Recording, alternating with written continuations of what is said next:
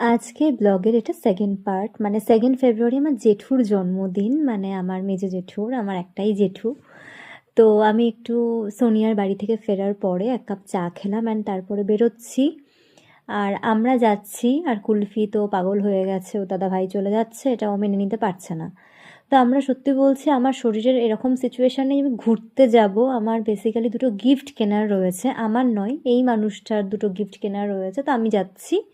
আর আমার একটা গিফট কেনার আছে, ওটা আমি বাবাকে বলেছি নিয়ে আসতে।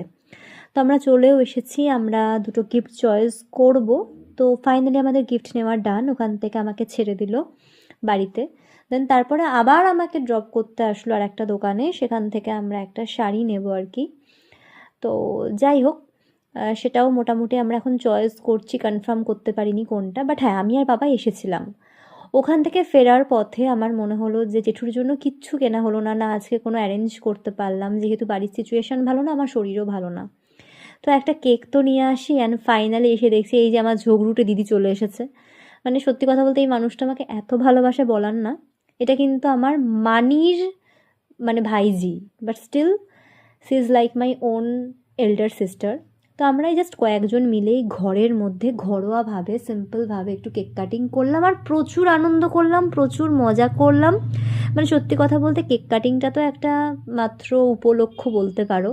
তো জেঠু তো এক্সপেক্টই করেনি, আর সত্যি বলতে জেঠুর জন্য একটুখানি কিছু গিফট নেওয়ার আমার খুবই ইচ্ছে ছিল, বাট সব দোকানই অলমোস্ট বন্ধ হয়ে গেছে, আর যেহেতু প্রি প্ল্যান্ড কিছু করতে পারিনি বাড়ির সিচুয়েশানের জন্য।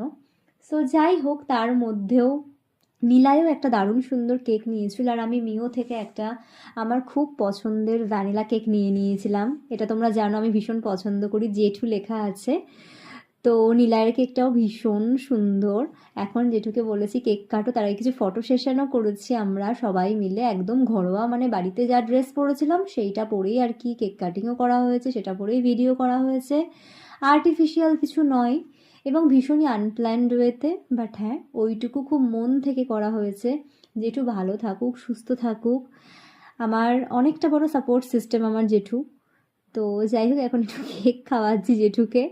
আর জেঠু শুধু বলছে তুই কিন্তু পোস্ট করবি না কোথাও, তুই কিন্তু পোস্ট করবি না। তো সবাই বলছে যে কেউ করুক না করুক, ও তো করবেই। তো এই আর কি চলছে আমাদের মধ্যে, এই আর কি ঠাট্টা গল্প। এটা হচ্ছে নিলাই, এটা হচ্ছে আমার বোনপো হচ্ছে সম্পর্কে, এদিকে আমার থেকে হাইটে লম্বা, মানে জুই দিদির ছেলে। এই যে জুই দিদি, এই যে ঝগড়ুটি, ওই দেখো মানি দাঁড়িয়ে আছে। তো জেঠু মাকেও খাইয়ে দিল, আর বাবা ছিল। ওই আমি সবাইকে জড়ো করেছি আর কি, যেটুকু পেরেছি আর কি 10 মিনিটের মধ্যে। তো এখন আমি বলছি তুমি একটু মানিকে আগে কেক খাও, তোমাদের আমি শ্যুট করবো, এই করতে করতেই আজকের দিনটা কাটলো আমাদের।